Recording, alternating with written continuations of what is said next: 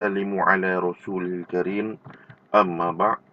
Alhamdulillah, pada pagi ini insya-Allah kita akan sama-sama berbincangkan tentang Al-Arba'in An-Nawawiyah ataupun Al-Arba'un An-Nawawiyah yang menceritakan tentang hadis-hadis Rasulullah sallallahu alaihi wasallam. Ini merupakan video mukaddimah tentang Imam Nawawi dan kitabnya Al-Arba'in An-Nawawiyah. Yaqdiru at-talib ba'da dirasati ala, pelajar mampu selepas belajar ini insya-Allah ma'rifatil musannif wa ta'lifihi, mengetahui siapakah pengarang dan karangan-karangannya. Yang kedua, zikri ba'dil mustalahati fi ilmi al-hadis, pelajar mampu untuk menyebut sebahagian daripada mustalah dalam ilmu hadis. Yang ketiga, al-ijabati 'ala al-as'ilati al-matruhati, pelajar mampu menjawab soalan-soalan yang akan dilontarkan. Pertamanya, al-musannifu. Al-musannifu yang berwarna kuning itu bermaksud pengarang, penulis. Siapakah dia? Abu Zakaria Muhyiddin Yahya Ibnu Sharafin An-Nawawi. Abu Zakaria Muhyiddin Yahya bin Sharaf An-Nawawi, yang meninggal pada tahun 676 Hijrah. Yang meninggal pada tahun 676 Hijrah. Jadi, beliau, Al-Imam, dianggap sebagai ulama' kurun ke-7. Ulama' kurun ke-7. Kena perhatikan. Yang pertama sekali ialah kunyatuhu. Kunyah. Kunyah ini apa maksud kunyah? Kunyah ini setiap nama yang dimulakan dengan Abu ataupun Ummu. Abu ataupun Ummu, dia merupakan, dalam bahasa Arab dinamakan kunyah.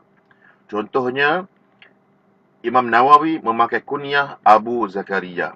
Selalunya orang Arab memakai kunyah, iaitu setiap perkara yang dimulakan ataupun setiap nama yang dimulakan dengan Abu ataupun Ummu, ia adalah kunyah. Biasanya orang Arab akan menamakan diri mereka dengan kunyah. Contoh, kalau anaknya nama Zaid, anak sulung nama Zaid, dia akan digelar Abu Zaid dan isterinya akan digelar Ummu Zaid. Kalaulah anaknya bernama Aiman, dia akan digelar Abu Aiman dan isterinya Ummu Aiman. Yang kedua, ismuhu, namanya. Namanya. Namanya ialah Yahya bin Sharaf. Yahya bin Sharaf ini namanya. Kemudian laqabuhu, gelarannya. Siapakah gelarannya? Apakah gelarannya? Gelarannya ialah Muhyiddin. Muhyiddin. Apa maksud Muhyiddin? Ialah orang yang menghidupkan agama. Orang yang menghidupkan agama. Kemudian dia dinisbahkan, nisbatuhu. Dia dinisbahkan. Kalau di sini nisbahnya sebagai An-Nawawi, memandang kepada kampung asalnya yang bernama Nawa, yang terletak di Damsyik, di Dimash. Nanti akan disertakan di dalam Facebook link untuk kita lihat di manakah Nawa itu terletak, insya-Allah.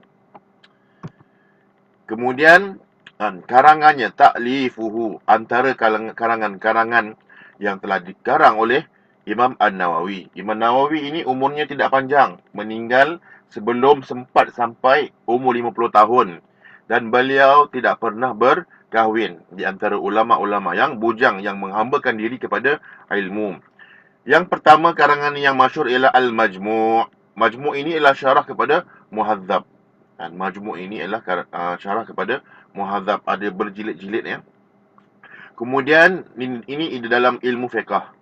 Yang kedua juga pada ilmu fiqh, Minhajut Talibin wa Umdatul Muftin. Minhajut Talibin wa Umdatul Muftin. Yang ketiga dalam kitab hadis, iaitu zikir-zikir, doa-doa, yang dinamakan kitab itu dengan Al-Azkar. Yang keempat, kitab yang masyhur, Riyadhus Salihin, kitab hadis-hadis Nabi Muhammad SAW. Dan yang kita pelajari ini, Al-Arba'in An-Nawawiyah ataupun Al-Arba'un An-Nawawiyah. Mulahazah. Mulahazah ni kita kena perhatikanlah. Yang pertama, yang kedua dan yang ketiga. Sebenarnya kitab ini telah mula ditulis oleh Abu Amr Ibnu Salah. Abu Amr Ibnu Salah ataupun nama dia Uthman, yang masyhur dalam ilmu pada hari ini Ibnu Salah. Muqaddimah Ibnu Salah antara kitab yang masyhur. Kalau dalam bidang hadis, sebut saja Ibnu Salah, semua orang akan kenal. Dia telah menulis hadis yang pertama sehingga hadis yang ke-26, dan dia telah menamakan majlisnya. Majlisnya itu dinamakan Ahadith Al-Kulliyah. Hadis-hadis formula, hadis-hadis kaedah. Yang kedua, Imam Nawawi telah menyambung daripada hadis yang ke-27 sehingga hadis yang ke-42, dan telah dinamakan orang hadis ini ialah Arba'un An-Nawawiyah ataupun Al-Arba'in An-Nawawiyah. Kemudian hadis yang ke-42 telah disambung 43 hingga ke hadis 50 untuk mencukupkan bilangan 50 hadis oleh Ibn Rajab Al-Hambali. Jadi kitab ini membincangkan tentang apa? Kitab ini tidak membincangkan tajuk-tajuk yang khas. Contohnya tentang fiqah, bukan.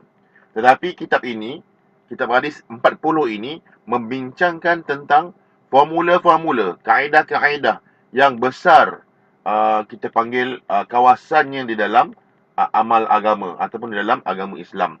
Contoh hadis tentang niat. Semua perkara kita kena niat. Kemudian niat tu ada niat baik, niat jahat dan sebagainya. Dia bukan cerita tentang solat, bukan cerita khas tentang puasa, bukan. Tetapi dia menceritakan tentang hadis-hadis yang menjadi paksi di dalam beragama, dalam amal agama. Sebab itulah kerana hadis ini dipelajari, Arba'in An-Nawawiyah ini telah dipelajari daripada zaman dahulu hinggalah zaman sekarang. Okey. Kemudian peringatan. Perkara yang besar sekali tentang mustalah. Jangan kita katakan, la taqul, janganlah kamu kata, hadzal hadis rawahu An-Nawawi. Hadis ini telah meriwayatkan akannya oleh Imam Nawawi. Ataupun hadis ini telah direkodkan oleh Imam An-Nawawi. Salah ya. Yang meriwayatkan hadis ialah apa yang diberitahu oleh Imam Nawawi pada akhir hadis. Rawahul Bukhari ataupun rawahul al-imaman. Okey, maksudnya diriwayatkan oleh Bukhari, diriwayatkan oleh Muslim. Yang meriwayatkan hadis ialah Imam Bukhari, Imam Muslim, Imam Abu Daud, Imam Tirmizi. Walakin, tetapi hendaklah kamu katakan, hadzal hadis, contoh macam innamal a'malu binniyat, hadzal hadis, hadis ini awradahu Nawawi fi kitabih, telah mendatangkannya, telah membawanya, telah menyertakan hadis ini oleh Imam An-Nawawi di dalam kitabnya. Faham ya? Jadi kita tak boleh gunakan rawahu An-Nawawi. Kita kena kata awradahu An-Nawawi, telah mendatangkan, telah meletakkan, telah menghadirkan dan sebagainya. Kerana Imam Nawawi bukanlah periwayat hadis. Ini perkara yang penting yang kita kena tahu di dalam mempelajari hadis.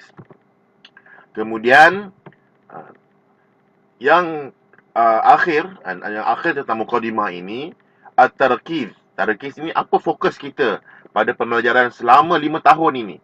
Pelajar, kamu akan mengambil subjek ini, akan menduduki peperiksaan untuk subjek ini pada sijil pelajaran Malaysia nanti, kita pada tahun 2024 insya-Allah.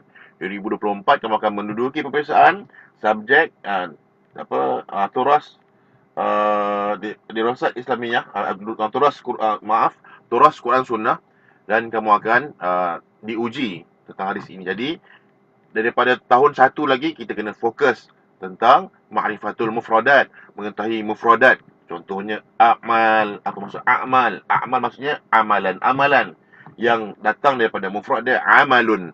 Amalun jamak dia a'malun. Kemudian fokus kita yang kedua ialah hafzul mutun. Jadi anak-anak seperti mana yang kita buat tempoh hari, kita menghafal hadis an Amiril Mukminin Abi Hafsin Umar bin Al-Khattabi. Jadi perkara itu akan diteruskan, dan ketika cuti ini elok je sekiranya kita dapat menghafal 1-2 hadis. Pilih yang pendek-pendek. Cuba selak hadis itu, pilih yang pendek-pendek. InsyaAllah nanti Ustaz akan sertakan PDF. Mungkin kamu terlupa buat kitab, kita akan sertakan PDF. Kamu boleh mula menghafal. Okey, boleh mula menghafal. Dan boleh tasmid dengan ahli keluarga, dengan abang, dengan kakak, dengan ibu bapa insya-Allah. Kemudian fokus kita yang ketiga ialah al-amalu fil hayah. Untuk beramal apa yang kita pelajari ini dalam kehidupan kita. supaya kita perbaiki niat kita, kita islah diri kita, kita beriman sebenar-benar iman kepada Allah Subhanahu Wa Taala. Kita memahami tanggungjawab kita sebagai Muslim. Kita memahami tanggungjawab kita sebagai hamba Allah Subhanahu Wa Taala, umat kepada Rasulullah Sallallahu Alaihi Wasallam. Yang keempat, fokus kita ialah da'watul ghair, iaitu kita mengajak orang lain. Apa yang kita tahu, apa yang kita ada, sedikit yang kita ada, kita kongsikan dengan ahli keluarga kita, kita kongsikan dengan rakan taulan kita, penduduk kampung kita, masyarakat kita, insya-Allah. Dan intaha, syukran jazilan ala husni istima'ikum. Sampai itu saja pada kali ini, insya-Allah. Saranan Ustaz, nanti kamu akan dengarlah hadis-hadis yang Ustaz akan bagi link. Memang dah ada link daripada USIM. Kita akan dengar sama-sama. Kalau ada perkara persoalan, boleh bertanya di Facebook ataupun boleh bertanya terus WhatsApp, dalam mesej WhatsApp, insya-Allah. Wabillahi taufiq wal hidayah. Assalamualaikum warahmatullahi wabarakatuh.